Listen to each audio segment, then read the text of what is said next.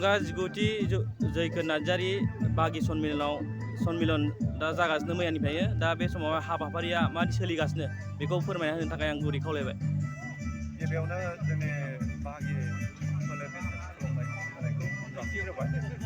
दिनैनि बे फुंबिलि समावहाय जोङो माखासे गोबांथार गोनां आयदाफोरखौ लानानै जोङो दिनै बेवहाय सावरायनो थाखाय जोङो मैयानिफ्रायनो थि खालामनाय जादों। बेयाव जोंहा हाबाफारि बायदियै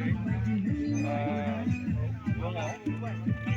बेनि सिगां आं फोरमायनो लुबैदों बे क'क्राझार जिल्लानि सिङाव थानाय दतमानिफ्राय ओरै सोनाबथिंजाय 3 किल'मिटार सामथाइबारि गामियाव जोंनि जैखोन नार्जारि बंस फोलेरनि सनमिलना मैयानिफ्राय जों साननैनि हाबाफारिजों गाजा गोमजायै खुंनायनि मोनसे हाबाफारि लानाय जादों। दा बेवहाय जोंहा दिनै नैथि सान। बे नैथि सानाव जोङो माखासे गोनांथार आयदाफोरखौ लानानै जोङो दिनै मोनसे गेवलां आफाद जिरायनाय जागोन। दा बेवहाय जोङो बे हाबाफारियाव जोङो मैयानिफ्राय मा हाबाफारिखौ लानानै बे सनमिलनखौ खुंनो लानाय जादों आं बेखौ एसे हाबाफारिनि सायाव आं फोरमायथिनो सानबाय। हयथ' गोबाङानो सिगाङाव नैबे सामलाय आफादनि सामलायगिरि बिथांमोना जोंनो मिडियानि थ्रुयै फोरमायहरखादों। अब्लाबो आं दिनै एसे फोरमायबावनो सानबाय। अक्ट' 11/10/2022 शुक्रबार मैयानिफ्राय जोङो बे हाबाफारिया जालांदों। आं बेखौ फोरमायबाय थाला। आं दिनैनिखौ आं फोरमायनो सानबाय। अक्ट' 12/11/2022 जोंहा फुंनि बाहागोनिफ्राय जोङो हाबाफारिया दङमोन 9 रिंगा रेजेंगा जानाय अर्थात जों साहा लोंनाय। बेनि उनाव दङ जोंहा 2 बाजियाव जयग' होनाय आहुति होनाय। जोङो बे हाबाफारियाबो एसेयाव जोबनानै थांबाय नङा होमबा? दा बेनि उनाव जोङो 11 बाजियाव बाहागिफोरनि सिनायथि फोरबो। जोंनि दा हाबाफारिया दसे समनि उनाव जानो थांगासिनो दङ आरो गोबां जोंनि बाहागि फोलेरफ्रा दाब जायगायाव थानाय जायफोरखौ जोङो आमेरिका बायदि गुबुन रायजोआव गुबुन हादोराव साखरि मावहैनाय बिथांमोन बे बंस फोलेरफ्रा आबौ आदै आयं बायदि सोमोन्दो जानाय बिथांमोनाबो दंफैयो। बे समावहाय खोब गोजोनथावना, खोब बरायजाथाव। दा बेयाव आङो फैनानै रौता हालामनिफ्राय रौता क'क्राझार गामिनिफ्राय आङो बे समाव मोनफैनो हादों। दा बेवहाय आं गोसोआ जोबोरैनो रंजाखांनाय मोनदों। दा बे हिसाबैनो आङो दिनै नैबे एसे सुंद' भिडिअखौ आं खालामनो लुबैनानै बयनिसिमबो आं फोरमायनो साननानै खालामनाय जादों। नैबे बाहागि फोलेरनि सिनायथि फोरबोनि उनाव जोंहा सानजौफु समाव ओंखाम जानाय आयदा दङ। बेनि उनाव दङ जोंहा 1 बाजियाव गेवलां मेल।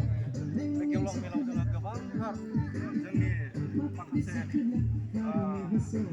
गेदेमाफोरा जोंनि बंस फोलेरनिनो गेदेमाफोरा मोजां जोंनो फोरमायथिगोन। जोंनि फोलेरा मा समनिफ्राय माबायदि दिनैसिम जों माबायदि थासारियाव फैखो, बेसेबां जौगानो हादों हायाखै, बिनि बागै फोरमायगोन जोंनि बंस फोलेरनि सोमोन्दै। दा बेवहाय आंजों लोगोसे दंफायो आगुनिनो बर्थमान दिनैसिम आफादगिरि हिसाबै जोंहा आदै अजय कुमार ब्रह्म। मैया जोंहा बडिया चेन्ज जाबाय, सोलायबाय।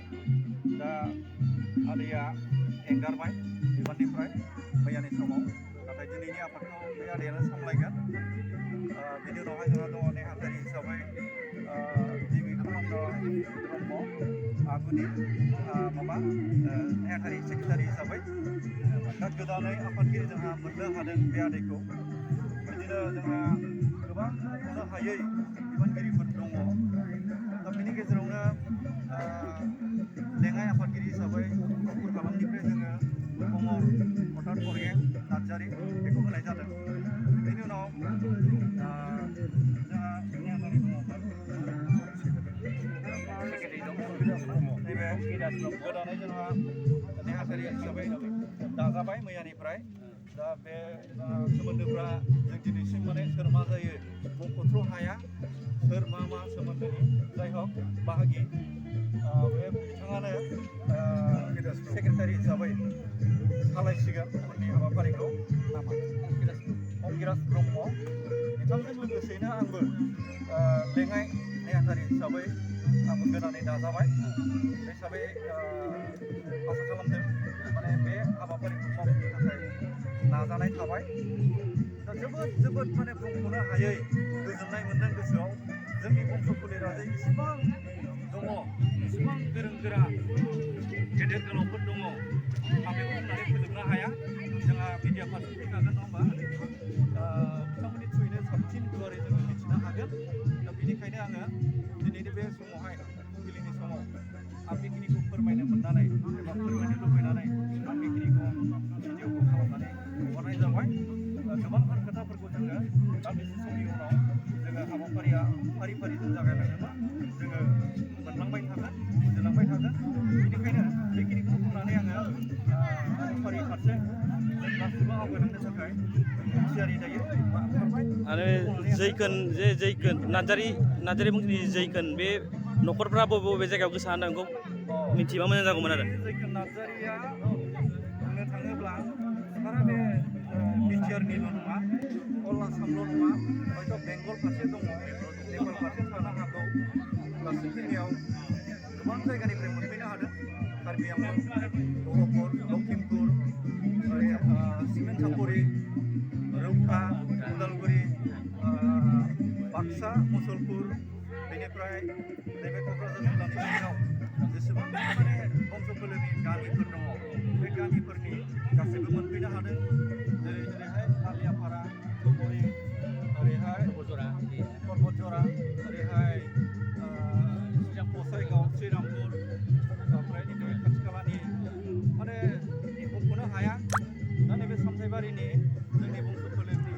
फोलेरफोरा बंस'फोरा जेरैबायदि गोसो होनानै बे हाबाफारिखौ मावफुंदों माने बाख्नायजाथाव जोबोरैनो जों बाख्नायनांगोन बेबायदिनो जोङो बंस'फोरखौ बुथुमलायनानै ज' खालामनानै जों फोरमायलायनांगोन आं बेखौ मिजिंथिदों नों दानागार आं दानागार जों बयबो खौसेयै जों थानांगोन खारन जोङो मोनसे समाव मोनसेल' रोदानिनो मोनसेल' गुदिनिनो जोङो मोनसे फोलेरमोन न'खरमोन बेनिफ्राय जोङो फेंखा बारायनानै एरलांनानै सोरबाया बाक्सा सोरबाया चिरां सोरबाया उदालगुरि सोरबाया लखिमपुर बिदि खालामजोबनानै जोंनि फोलेरा दा ओरैबायदि अरलांबाय माने जों बेखौ बुंनानै फोजोबनो हाया बे सुंद' टाइमाव आरो जोंहा माखासे बिजाब दिहुननाय जाखादों बे बिजाबनि गेजेरजोंबो जोङो मोननो हागोन जोंनि बंस' फोलेरनि आगुनि दैदेनगिरि आबै आबौ आयंमोननि आदैमोननि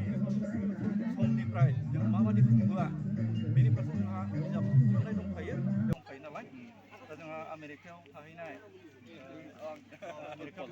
दङ फंनैसो बुंनो खावलायबाय माने बे जोंहा आदै जायोमोन नामा ओरैहाय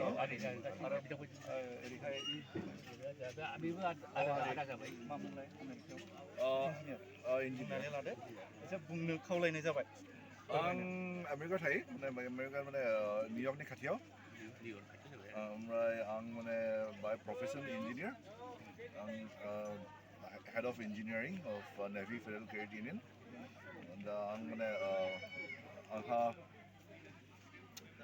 उन्दैफ्रा माने सानै देरसिना हिन्जाव दा US फरेन सार्भिसाव दङ ओमफ्राय दुइसिना माबा क्लास 11आव ओरैहाय एसे फंनैसो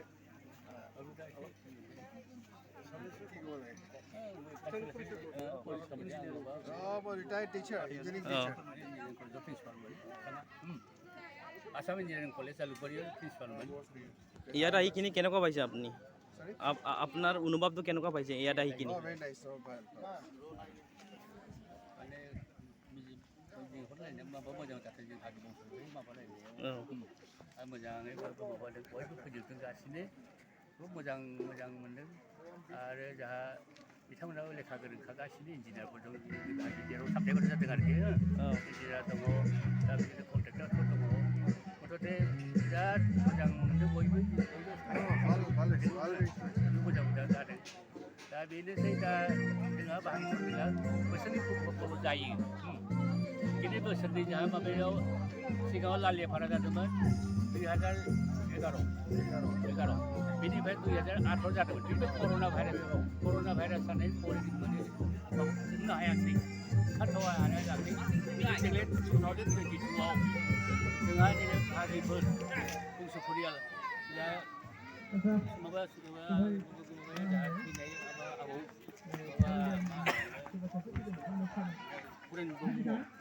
पुरेन नार्जारि दतमा हाइ स्कुलनि हेडमास्टारमोन गोदो बेहा बिथाङा रुंसारि जाना थांबाय दा जों मोजां मोनदों बिथांमोननि न'खरनिफ्राय जिबादि जोंखौ माने आलासि माबादों माने जोंखौ मोजाङै माबा खालामदों बिराद मोजां मोनबाय बेहाव जोंनि भागिफ्रा गासै फैगासिनो दं दा गतिके जों दा सावरायनि भागिखौ जों बोरै माने मोजाङै फोसावनो हायो आरो लोगोसे फरायनाय गथ'खौ जों माने बांसिन गुरुत्व होदों गथ'फ्रा जाहाथे इयुनाव डाक्टार इन्जिनियारफोर जानो हायो बेखौ जों लुबैदों आरो मोजां बिराद मोजां जाहाथे आखा फाखा जानो हायो